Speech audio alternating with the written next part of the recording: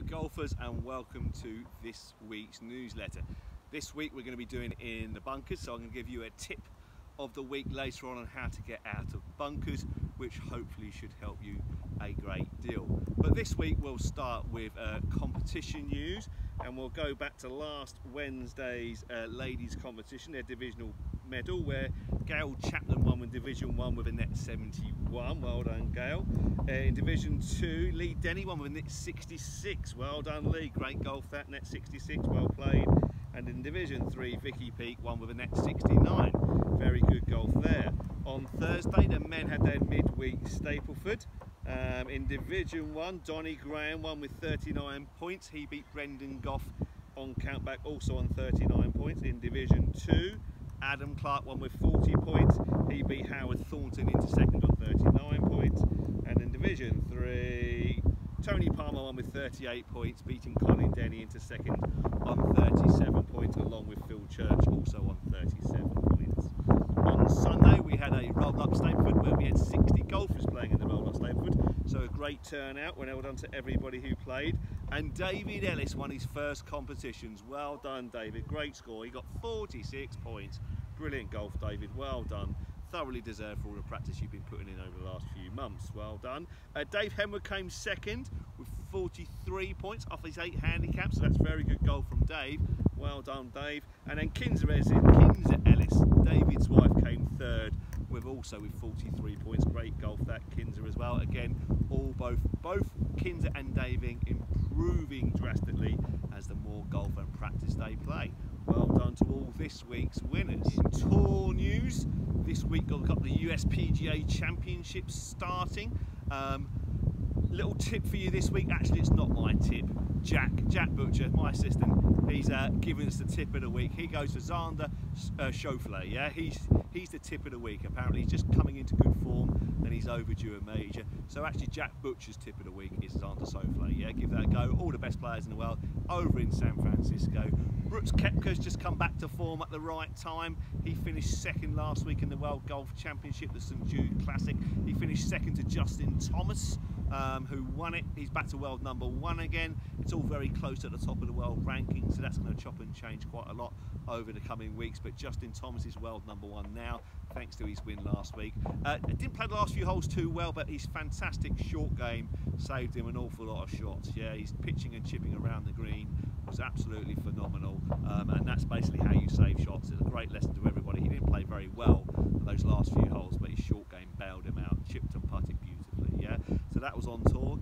In Europe, we had Sam Horsfield won. He won over at Forest of Arden. Okay, it was his first European Tour event. Young English lad, 23 years old. Went to the America college system, actually speaks with quite an American accent actually as an English lad, but he won. Good to see him when 23 years old. Hopefully he'll kick on now and go on to win bigger, more worldwide championships rather than just the English Open at Forest of Arden. Okay, but yeah, he won that, so that was good to see. In shop news, we've still got some great offers in the shop. We're still carrying on with the free equipment solution, so you get a free club fitting and a free follow-up lesson if you purchase any equipment over £300. Been very busy in the studio this week doing that, which has been great. Get the old till rolling, which is nice, which I need it after that 2-month break. But yeah, that's all going very well. And also we've still got that Titleist Tour bag to be drawn as well.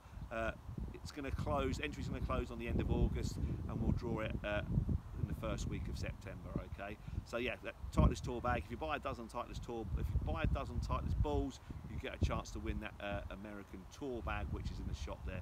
Come and take a look, it's a great prize. Right, next we'll move on to tip of the week. So this week's tip of the week, we're in the bunker, okay? Now, when I do a lot of bunker lessons, and I really do a lot of bunker lessons, okay? The first thing, oh, I can't get out of bunkers, can't get out of bunkers. So what are you doing? Well, I keep getting bad lies in a bunker, there's not enough sand in a bunker. People are always quick to blame the bunkers. Now, to be honest, I very rarely get a bad lie in a bunker, especially at the moment where you can preferred lie, okay? Sometimes you feel like you get a bad lie because you don't make great contact with the golf ball. So I see a lot, when they're hitting their bunker shots, they're kind of hitting them into the face. They're getting a clunky metal feeling as they hit it, so it gives the impression there's no sand there under the ball. There probably is lots of sand there under the ball, But what I generally find in my lessons is that, yeah, they are taking plenty of sand. There is plenty of sand there under the golf ball, but they're hitting an awful lot of their shots out the hill. They're actually shanking their bunker shots, okay? And that gives the impression that no matter how much sand you take, you are still going to get that clunky feeling. Now, you don't see it fly off at right angles as you would do out on the golf course, because it just hits the face, which is just in front of you. So you don't actually see where it's going to finish up properly, okay? But quite a lot of golfers do shank the ball in bunkers, and that's what gives them the feeling of there's not enough sand, or they're not hitting enough sand when they hit the shot. So a good way to find out if that's you is to hit a bunker shot, okay? I've got a ball and a green tee, okay? Now if I hit the ball and the green tee, chances are my golf club has gone over there, okay, and I'm going to shank it. So what I'm going to do is I'm going to splash the sand without hitting that green tee. If I do that, then the ball comes out nicely. My green tee is still stuck in the ground there. Look, it's just buried a little bit, but it's still there. Look, there it is, yeah, okay. Now, if I hit the tee peg, quite clearly, I'm going to shank it, yeah? So if I hit the tee peg here, there we go. Hit the tee peg, hit the ball right out the hill, ball thins into the face. I feel like there's no sand there, but there was plenty of sand there, yeah?